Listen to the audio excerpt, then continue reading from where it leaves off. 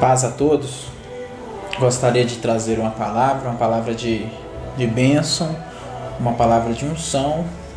E espero que essa palavra ela venha a trazer mais uma unção de Deus na sua vida, naquilo que você necessita, naquilo que você precisa. Espero que o Senhor ele continue trazendo revelações no seu ministério, que é disso que nós vamos falar agora, do seu ministério, do que Deus ele tem feito na sua vida e o que ele tem para fazer. Vocês que acompanham essas mensagens, vocês podem ver que Deus ele tem falado demais ao meu coração a respeito de chamado. E é isso que nós vamos falar agora. Nós vamos falar uma palavra agora, que eu escolhi um texto que fica lá em Mateus 4:19. Está escrito assim: E disse-lhe Jesus: Vinde após mim e eu os fareis pescadores de homens. Aqui Jesus deu um chamado para Tiago e João quando eles estavam trabalhando com o pai deles, Zebedeu, sem nenhuma expectativa de vida, simplesmente pescando. E Jesus usou do trabalho deles para dar o chamado para eles. O que você tem feito para o seu chamado ser cumprido? Será que você tem escutado a voz de Deus te chamando? Será que você tem orado para Deus fazer realmente um milagre na sua vida? Eu tenho aqui algumas coisas que Deus tem me revelado e eu quero falar para você. Primeira coisa, para você seguir o seu chamado, o seu ministério, você tem que examinar a sua motivação e a sua capacidade espiritual. Primeira capacidade. Por que capacidade? Porque tem que ver se você está capacitado, se você tem orado, jejuado, falado com Deus, tem levado uma vida de retidão, não tem pecado, tem saído da aparência do mal. E a motivação é se você tem sido motivado. O que tem te motivado? Eu estou motivado. Para mim estar trazendo essa palavra para você aqui agora, o Senhor me motivou em primeiro lugar. E é isso que eu quero que vocês entendam. Eu quero que vocês entendam que o Senhor ele tem que te motivar antes de tudo. Você tem que conversar com Ele, você tem que sentir motivação. Depois que você sentiu essa motivação, nós vamos entender qual é a nossa função no corpo. Qual corpo que é esse? O corpo do Espírito Santo. Paulo falou lá aos Coríntios a respeito de um corpo. 1 Coríntios 12:13 fala mais ou menos assim. Quer ver? Vamos lá. 1 Coríntios 12:13 fala assim: Pois em um Espírito todos nós fomos batizados, e um corpo, quer judeus, quer gregos, quer escravos, quer livres, e a todos nós foi dado de beber a um só Espírito, porque também o corpo não é um só membro, mas muitos. Ou seja, a nós todos foi dado um só Espírito. Mas o corpo ele não é só um membro, ele é muitos membros. Será que você tem entendido hoje? Será que você tem visto qual que é a sua função no corpo? Será que você entende que Deus ele quer falar com você? Esse texto ele fala a importância de cada membro no corpo. Será que os membros, vamos colocar membros aqui hoje como igrejas, será que as igrejas que nós temos visto aí hoje têm estado em sintonia? Você entende o que é sintonia? Cada membro tem a sua função, cada igreja tem a sua função. A Igreja Universal tem uma função, a Assembleia de Deus tem outra, Quadrangular tem outra, Pentecostal, Batista, e aí vai. Esse é o corpo. Nós temos que entender que cada igreja tem uma forma de ser. Às vezes nós julgamos. A minha igreja fala muito de libertação, a outra igreja fala mais de unção, de não sei. Não, isso é porque a sua igreja ela é uma parte muito importante do corpo. Ela está responsável por isso no corpo. Será que você entende que os membros que estão hoje no mundo, eles estão numa sintonia, cada um está no seu lugar? Você é uma parte.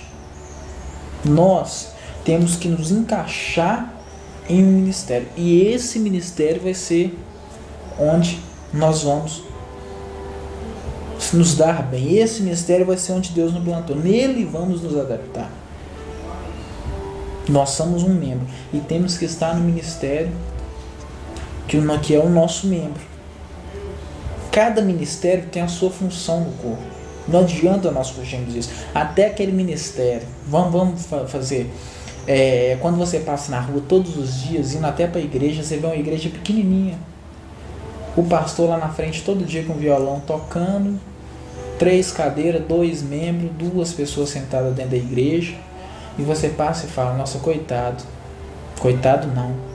Aquele ministério ali, ele é uma das funções mais importantes no corpo. Porque aqui, se você continuar na carta de Paulo aos Coríntios aqui, Paulo fala sobre uma unha.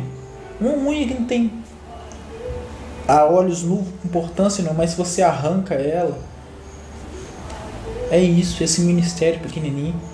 Ele não tem importância não, mas se você tira ele, ele faz uma falta importante demais no corpo, é isso. Se você quer o seu chamado, você tem também que entender isso.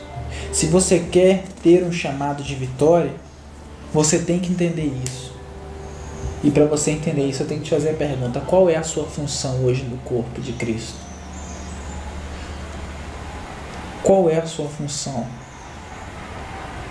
Nós que temos um chamado, nosso dever, você vai ver onde está. Provérbios 11:30.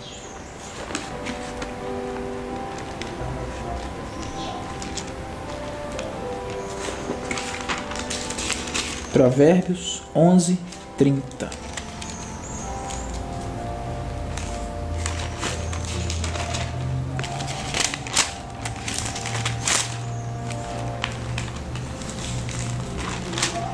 Vamos lá? O fruto do justo é a árvore da vida, e o que ganha almas, sábio é. Você entendeu o nosso dever no corpo? Ganhar almas. Ganhar almas. Esse é o nosso dever no corpo. Lá em Mateus fala: buscai primeiro o reino de Deus e a sua justiça, e as demais coisas vos serão acrescentadas. Eu preguei sobre isso e Deus me deu a revelação que esse reino é almas, pessoas. Devemos pregar para qualquer um. Pregar para evangélico, para católico, para espírita, para budista, para qualquer um. Aquele que ganha almas sabe. Eu te pergunto mais uma vez: quantas almas você tem ganhado para Jesus? O que você tem feito para o reino de Deus crescer, frutificar? Quantas pessoas através de você aceitaram Jesus este ano? Você tem sido um canal de bênção na vida de algumas pessoas? Você tem buscado o reino de Deus, o Espírito Santo dele, e tentado passar isso para alguém? Jesus, ele quer o seu melhor. E aqui está: o fruto do justo é a árvore da vida. Aquele que ganha almas, sábio é. É uma árvore, você tem que frutificar frutos bons para Deus.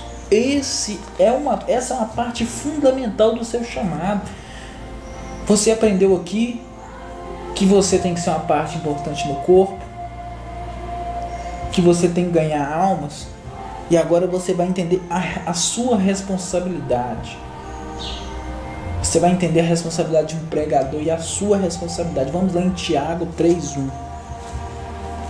Tiago 3:1.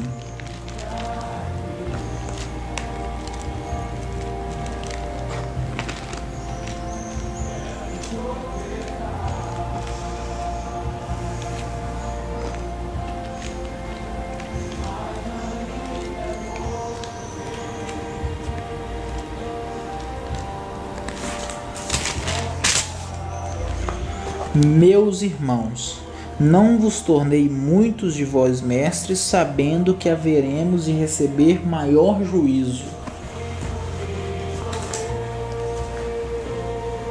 Estou aqui pregando uma palavra para vocês. A minha responsabilidade é maior do que a sua que está assistindo. Aqui está escrito: Não vos torneis muitos de vós mestres, sabendo que o juízo é maior para vocês do que para aqueles que estão assistindo.